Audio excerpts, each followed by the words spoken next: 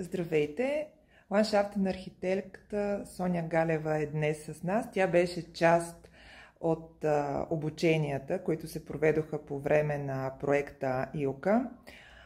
Госпожо Галева, какво ново научихте по време на участието си в проекта ИЛКА? За мен беше много полезен този проект, защото аз от 20 години се занимавам с отглеждане на цветя.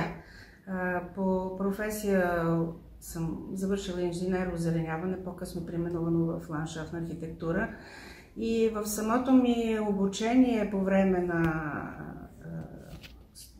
студентстването в Лесотехническия университет сме изучавали цветарство, почвознание, но това, което сега научихме, е доста по-подробно и обогатява много с знанията, които аз съм имала, да се надградят с новото, което научихме, за да може по-лесно да компостираме, по-лесно да създаваме среда за нашите растения.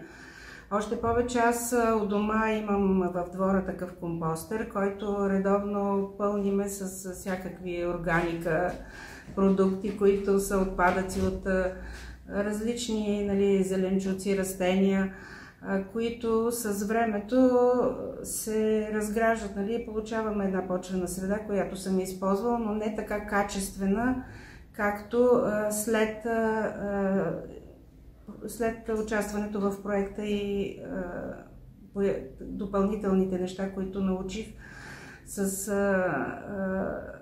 много по-лесно и много по-бързо сега се справям с компостирането и с добиването на тази среда, която ми е необходима за растенията, които отглеждам, защото научих много нови методи и много начини, с които мога по-бързо да я получа и по-качествена среда да създам за моите растения.